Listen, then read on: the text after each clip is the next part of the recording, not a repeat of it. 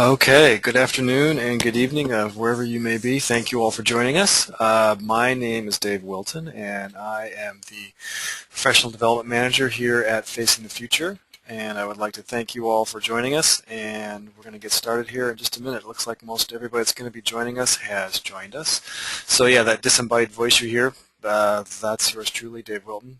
You can reach me at my contact info there at any point in time, and also throughout the webinar itself. If you have questions or comments, you can type those into the question box on the top right-hand side of your screen. It may be closed, but it's a little pull-out panel that you can just open by clicking on. And I will do my best to answer your questions in the moment, either to the whole group or by typing in the answers if it's appropriate. And otherwise, I will get back to you as soon as I can afterwards with a response to your query. So thanks again for joining us, and I just want to do a few housekeeping measures and introduce us before we get going. You may hear traffic noise in the background, and I apologize for that. We're located on the 5th floor of an older building in downtown Seattle, and you will often hear sirens and buses or people talking on the corner. So that may or may not get picked up by my mic, and just, I guess, adds to the reality of what we're doing here. So thanks again to everybody for joining us. This is our third installment of the Third Thursday webinar series. And to get things started, I always like to kind of ask this question for the group just to kind of frame where we're at. And it's not something I'm going to ask you to type the answer in, but if you certainly have thoughts and you have 3 words to sum up that prompt there: in 50 years, I think the world will be. Please go ahead and do that. But otherwise, just imagine if you're going to ask this question to your students or maybe to fellow staff members at your school or organization. Think about how they might answer this question in 3 words, or think about how you would answer this question in 3 words right now. In 50 years, I think the world will be. So I'm just going to pause a beat to give you all a sense to absorb that one, as deep or as shallow as the question may seem. And then I'm going to move on and ask you now to think about just shifting your thinking for a minute and think about this question instead. In 50 years, I want the world to be. And it's, I admit, a relatively simplistic ploy, and you can imagine the kind of what I'm trying to get at with this.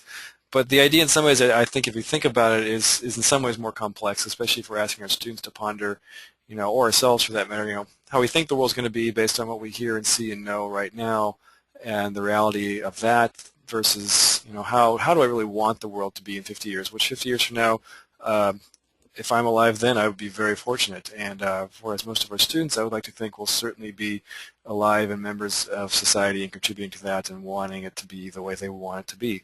And that's really part of the work that all of us here at Facing the Future are endeavoring to do. So I'll tell a little bit more about who we are as an organization and the work that we do. And what I'd like to do now is get a sense of who here is in the room. I'm going to ask a couple of questions along the way as we go. And coming up here is a question about just what primary grade or age group do you work with. So if you could please humor me and the rest of the group and tell us a little bit about yourself. And once folks have answered that, I will close it up and share the results with everybody else. So it looks like most everybody has voted here. I'll wait just another second here, and then we will close that out. Okay. So let's take a look and see who is in the room.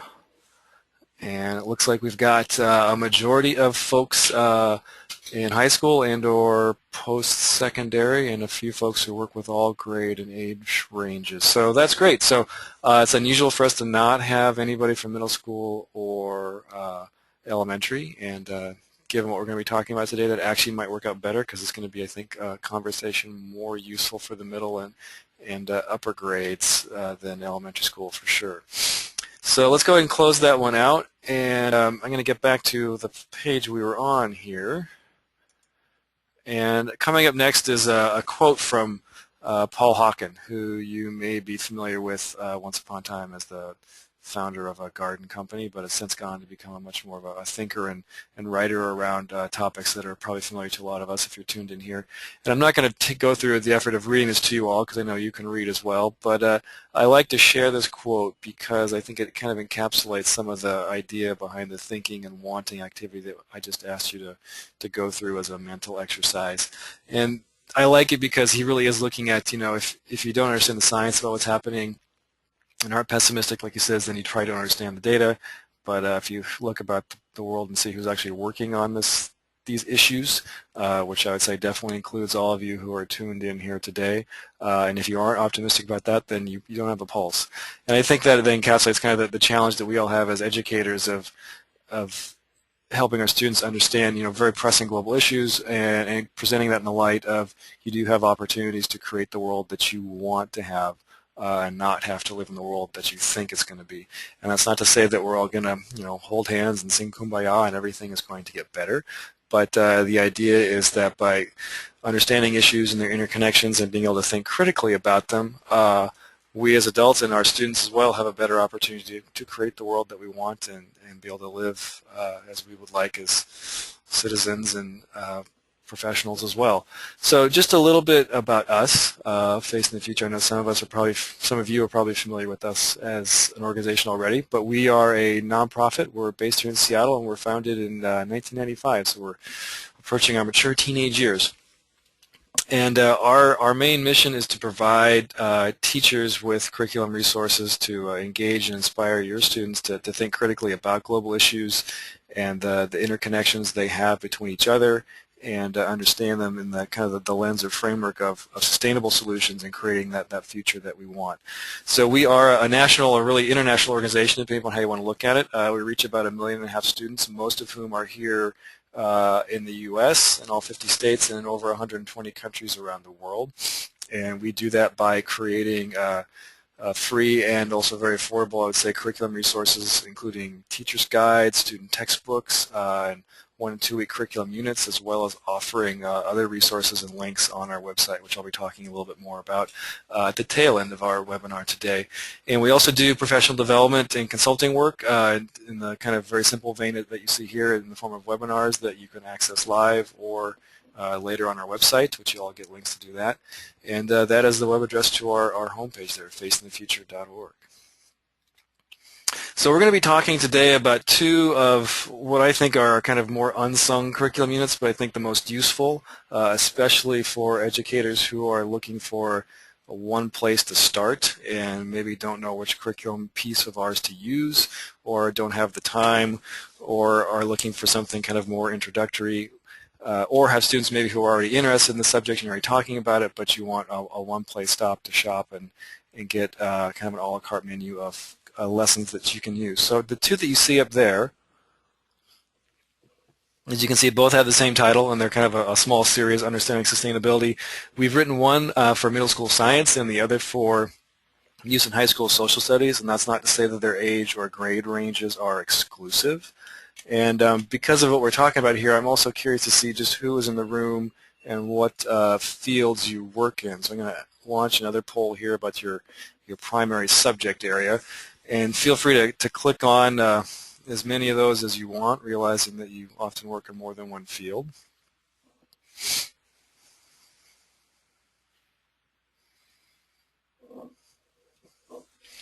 And it looks like most everybody has answered these, which is great. And so I'm going to go ahead and close this out and share the results with you all. And it looks like a lot of folks are working in the STEM fields, as we call them, science, technology, engineering, and math, but also a good percentage of folks in language and literacy and social studies as well, and also in the arts. So that's great. Appreciate you all being here, and I do hope that you find something that will be useful for you. And if you have questions, feel free to ask them at any point in time. As we're going through, also, I should add, if you are curious about one of the lessons in particular that I talk about and would like to be able to take a closer look at one of those lessons, please don't hesitate to get in touch with me, and I can provide you with a complimentary copy of a lesson from the unit for you to review and take a look at. So let's get going.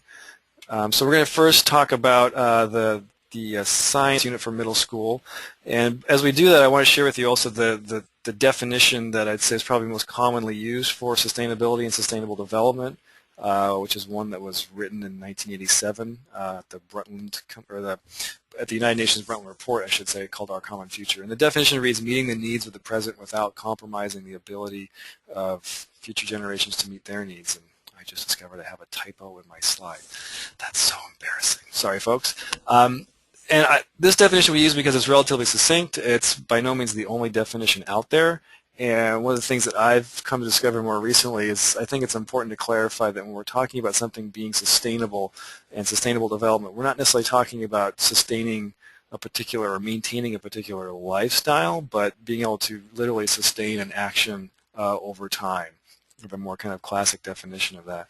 So that's one definition that we use. It's by no means the only one, as I said, but it is one I think meets the needs of what we're talking about here. And as a lot of folks may have seen also, though, I just want to share this, the idea of what's encompassed in something that is sustainable is the idea of these three larger spheres of the world, of society, economy, and environment, and having them kind of all be working together. With the idea behind that being that anytime you're going to undertake a decision or an action is that you're looking to balance all three of those. And that's not to say that that's going to be an easy thing to do, because there are always trade-offs, and some of the lessons that we explore today will give you opportunities to really grapple with the vagaries of those three and find out a way to balance them as best as you can. So the first unit we're going to talk about, as I said, is the middle school unit, and it's a collection of 9 different activities as well as a kind of a week-long culminating project that you can do. The lessons, though, are also set up that you could do them individually if you want to. It includes student readings written at the middle school level as well as homework assignments if those are things that you find useful, and it does correlate to parts of the Common Core, and as well will be to the Next Generation Science Standards when the final draft for those is released. So I'm going to show you next kind of a blow-up of the overlay of the 2 weeks of the unit, how they're set out. And then we're going to step through a couple key pieces from the unit and kind of just gloss over some of the other ones with the hope that giving you a more in-depth example from a few will give you a sense of how this curriculum unit is structured. So it starts off, the first week is really kind of that introduction to the concept of sustainability, and we kind of start in the middle of the picture by introducing students to an activity called Fishing for the Future, which you see there on day 1, which is more of a classic examination of the tragedy of the commons. And we're going to talk about that a little bit more. And then it expands a little bit, and we talk about ecological footprint and the nature of systems, and then it starts looking at these larger projects that students can be involved in and auditing some school systems. And then moves into, in the second week, a little more in-depth exploration and looking at just is something sustainable or not, and how so, looking at resource extraction through an activity called Toil for Oil that looks at non-renewable resources.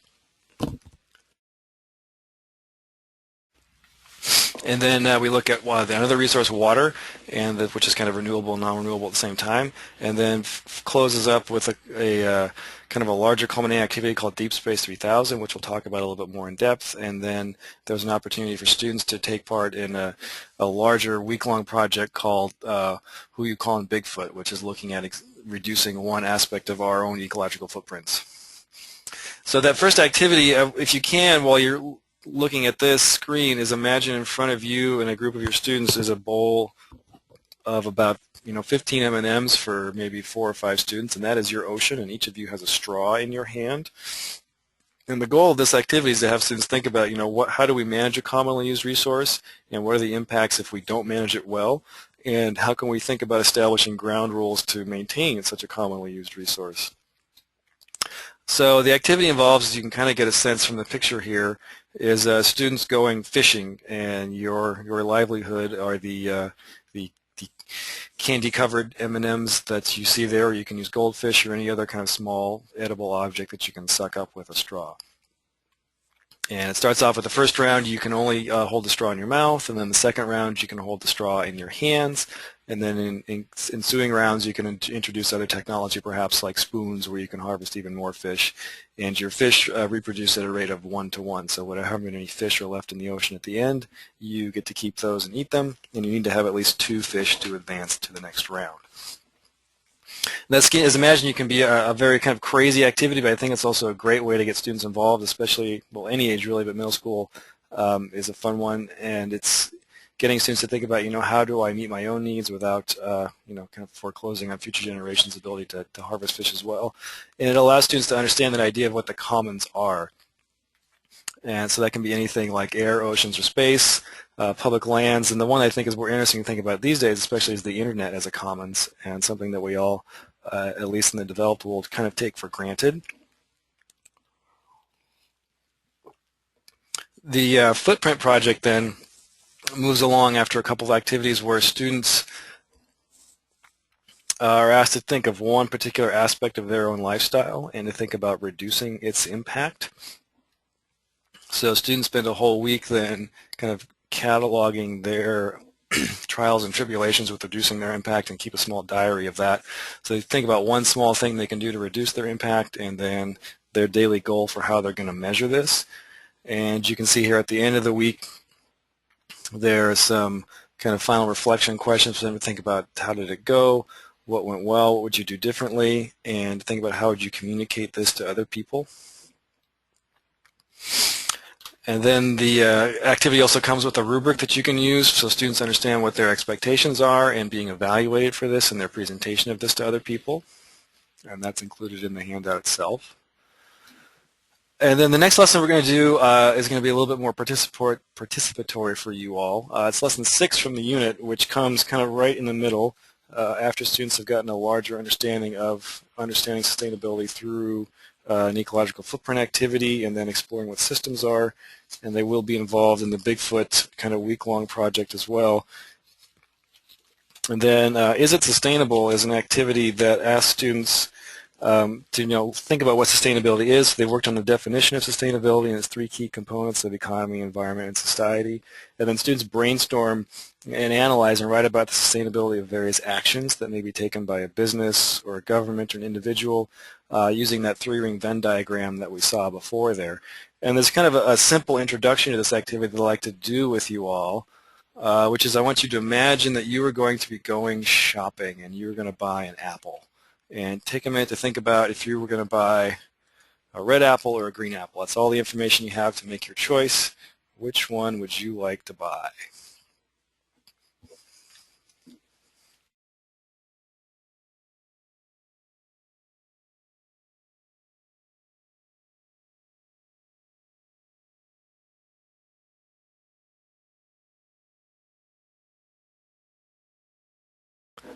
All right, it looks like so far most folks are voting for the green apple, so let's close that up and we'll see how we do here.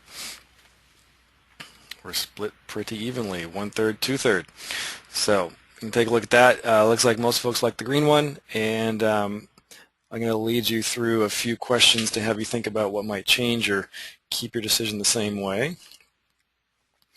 So first piece of info I will share with you is to think about the price. So the red apple is $1, the green apple costs 50 cents. Think about which one you might want to buy now. Then think about, if it's important to you, how much of that profit actually goes back into the farmer's pockets. And then think about maybe how far that apple came from. If you're like me and you live in Western Washington State, apples are not too far away. However, in the off-season, a lot of the apples that I purchase, they come from New Zealand sometimes, so it came from a lot further away, and that may have considerations for you if you're thinking about things like your food footprint or your carbon footprint. It may be important for you to know if any pesticides were used in growing that apple. It may be important for you to think about the long-term health of the soil involved in that apple orchard. And then lastly, of course, there's always taste. So thinking about that again, how many of you would like to change your answer or stick with the one that you had before?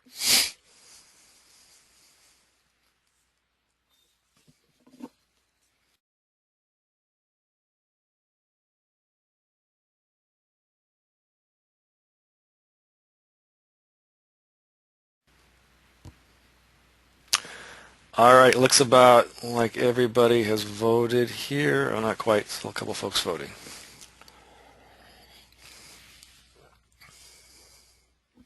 Okay, I'm going to go ahead and close this out and share it with everybody. And it looks like a few folks changed their votes because now we're split just about 50-50. So you can see, for example, this is a simple way to introduce this, and then with your students, you can go more in depth in looking at the questions as they relate to another particular activity. So it could be, if you're going to take a vacation, or building a new school in your community, or maybe voting on something in a national or a local election, or to, which kind of pants are you going to buy when you go to the store next week. So it's an opportunity for students to kind of really wrestle with the big areas of gray about what makes something sustainable. And especially I think it's the first time for students to kind of think about the social and economic aspects of things, which can be a nice way to introduce all three parts of sustainability to students. The unit itself then goes along, like we talked about before. They go from this activity to an activity called Toil for Oil, which is an oil extraction simulation. And then it moves on to looking at another resource type of water with an activity called Every Drop Counts, with a few different ways of understanding the kind of renewable nature of water, but also the non-renewable aspects, given that there is a finite supply of accessible water on planet Earth. And then the culminating piece itself in this activity is a lesson called Deep Space 3000. And as the name implies, it involves a little bit more of imagination here, where students are asked to design a spaceship that's going to be away from planet Earth for 3,000 years. And that may sound like a kind of a B-grade horror movie or sci-fi flick, but the idea is it's a collaborative activity that helps students to envision and create a sustainable environment through the design of a closed system, which is the spaceship. And it's going to be gone for 3,000 years. Then you want to bring back everybody healthy and happy for future generations to planet Earth after being away for so long. So if you look at that list there, as you can imagine, it's a closed system, just really like planet Earth is. And students are asked to design and think about the systems you see there. So oxygen, food, waste, water, quality of life, energy, and governance. So it's encompassing a lot of different aspects of things. And you may decide to divide these students up into teams to work on specific systems, or it could be that you're going to focus on some systems over others. And the idea, as you can see, it certainly would work in middle school, but it's also very scalable and can work in high school as well. And in closing, students then present their drawing and their design of the ship. And you can see here a couple examples of how one class shared these with us. So you can choose to be as creative and as artistic as you want, but the main idea is really to get students thinking about the interplay between these systems. So we're going to shift gears now and talk about a different curriculum unit, the Understanding Sustainability for High School. And again, as I said, this was written initially with the idea of it being used in the social studies, and you'll see with the layout of some of the lessons that there is some overlap with the lessons that are in this unit compared to the lessons that are in the middle school science unit. But there also is a very different thrust, especially in the second week, in having students look at issues of governance and civic participation and kind of the history of sustainability in different societies around the world throughout time. Before we do that, though, I have another question. I'm curious to find out what sustainability itself looks like at your school or organization.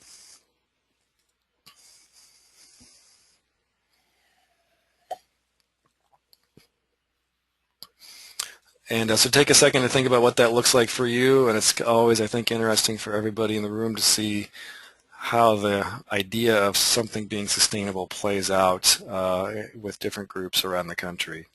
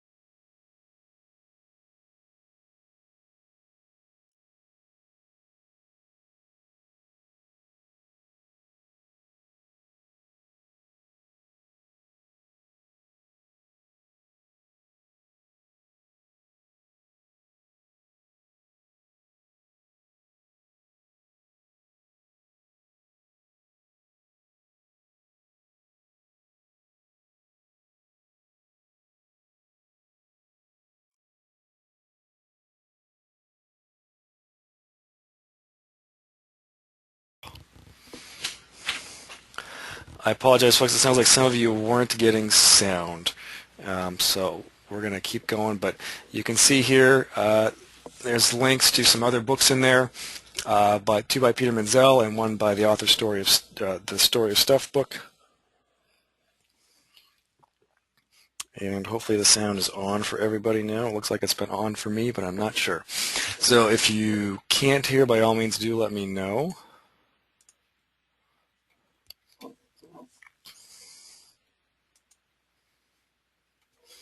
And we're going to move on to the next bit of this curriculum unit. And this is one explanation also that I'd like to share in thinking about what ecological footprint is, which is by the authors, the originators of the concept. And that it's not really about how bad things are. It's about our continuing dependence on nature and what we can do to secure our capacity to support human existence for all in the future. So it really is meant to be a tool. It's not meant to be a hammer or a bearer of bad news. The unit then steps through the lessons that we looked at before.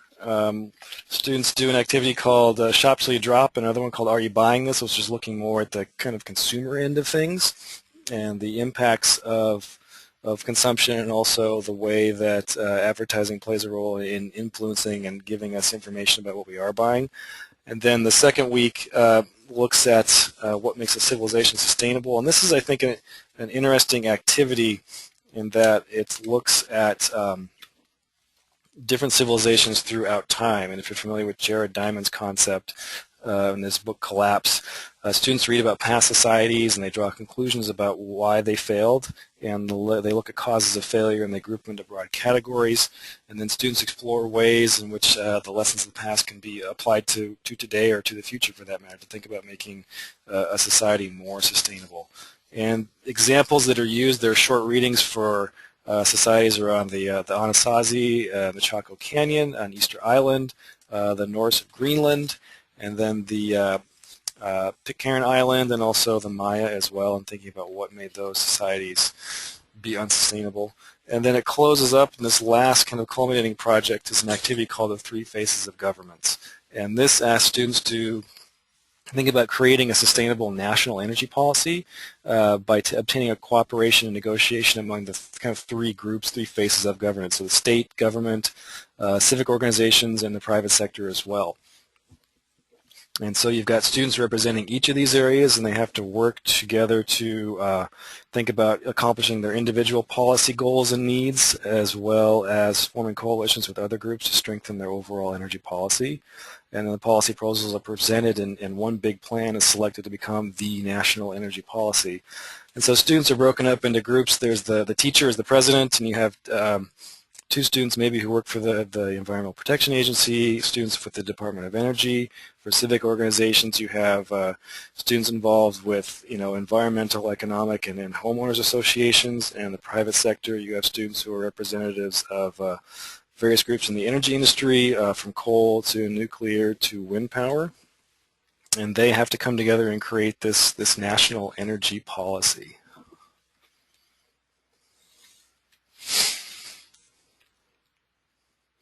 And so depending on your class size, you may have different breakdowns of who is in which group, but the idea is that each of these students is a stakeholder, and they're responsible for getting their own kind of individual groups' needs met, but working together with members from these other groups to try and form coalitions and to come up with one coherent energy policy. And we chose energy because it is really, I think, more of a top-of-mind pressing issue these days. And it's one that has applications to lots of different things. Most notably these days also is kind of extension to issues of climate change and greenhouse gas emissions related to energy production. And so this, along with the next lesson, are the closing units, where the next lesson asks students to think about what would they do in the future to plan for a sustainable future. And then as an example of what goes along with this is a reading here, one of the 4 readings from each of the units. This one's called What is Good Governance? And I think it's important to note that we're talking about what is good governance and not good government, because governance does involve all of those participants before, so members from the state, civic organizations, and private groups as well. So those are the two units. You can learn more about those on our website. And as an example of other resources you can access on our site, there's a few here I wanted to briefly share with you. If you're interested in a particular issue, and for you yourself getting background knowledge or having your students read more about it to get content knowledge information, we have a set of global issues tours that you can access on our website. And you can view those from our homepage by clicking on the Take Action link. Or if you decide to download the slides of this, there will be a link in the PDF as well. So there's a whole host of resources you can see there, anything from biodiversity to energy to equity, looking at population, looking at conflict. There are short and extended readings with links to other organizations that you or your students can read more about. We also have a series of kind of one-page, 500 to 600 word essays, so to speak, that were part of a newspapers and education series that we did several years ago. That are available as PDFs to download. So if you're looking for more information for your students to read about, this is one of those places to go. Each one, there's a series of 2 readings for each of those topics that you see there, along with links to curriculum resources that we have that you can use to teach about these if you want to have the readings come to life in your class as well. So these pair well with the lessons that are in the 2 Understanding Sustainability units, or can be used on their own for students to do either kind of more in-depth research or as opportunities for individual projects as well. And that is an example of the first one that you see there, and so they all download as a one-page PDF. They're black and white, so they're relatively easy to print off or share with students digitally also. And for all the lessons that we talked about here and all the other ones that we have in our other resources, you can search those by grade, by subject, and by topic. So you could say, for example, I am a 10th grade geography teacher and I'm looking for a lesson about climate change, and this will pull up the resources that we have along with links to learn more about them or download or purchase them as well. And again, this is linked on the PDF if you download that, or you can just go to our curriculum page and click on the Lesson Finder link on the left-hand side there, and that'll get you to the place where you can learn more about all the resources that we have. And also, all the lessons that we have are correlated to state standards, and these will be updated as they change. And as folks know, with the Common Core state standards being adopted by a large majority of the states in the U.S., that's going to change how people are looking at teaching resources, and so this being an online tool for us is updated when those change state by state. Likewise with the Next Generation Science Standards, as those are finalized, our resources will be correlated with those standards as well to help you in your planning. And then lastly, just a kind of a snapshot of the other resources that we do have. We have teachers' guides, we have student textbooks as well, and those other curriculum units that we talked about. For all of those that you see there, we have a number of free previews that you can access, and for the curriculum units, many of them are entirely free downloads as well. So I would encourage you to explore those, available on our website also. And then coming up soon for us is the release of our kind of newest and I think most exciting release is a teacher's guide and student textbook called Exploring Global Issues. So it's looking at the idea of what global competence is and sustainability and kind of meshing those two together to look at what does global sustainability look like and exploring that through a variety of issues, looking at them through the lens of what are our basic human needs, looking at what's our collective impact and using that idea of ecological footprint and carrying capacity as they relate to topics as diverse as consumption in the oceans, for example, then moving on to look at our human health, security, and well-being, and then kind of those last 2 groupings there looking at economic development and what it takes to create a sustainable community. So this is a much more in-depth resource. There's a printed student textbook, and there's going to be a digital teacher's guide that will be available in March, and you can learn more about that on our website as well. Again, it's called Exploring Global Issues, and we'll be talking more about that in our February webinar, actually. And the next one coming up is going to be, our Exploring Global Issues will be talked about in March and February. We're going to be joined by some folks from the SPARC group at the National Center for Atmospheric Research talking about teaching controversial issues with climate change in particular and the resources they have to support teachers and how those match with some curriculum resources that we have here at Facing the Future. If you're not already signed up, you can register there or forward this link to other folks, and there is a link on our website as well. And if you want to keep in touch with us, those are our various sources and presences on the web. So our home address, facingthefuture.org. You can find us on Facebook and Twitter as well, and my contact information there is just dave@facingthefuture.org. And I thank all of you for joining us here today.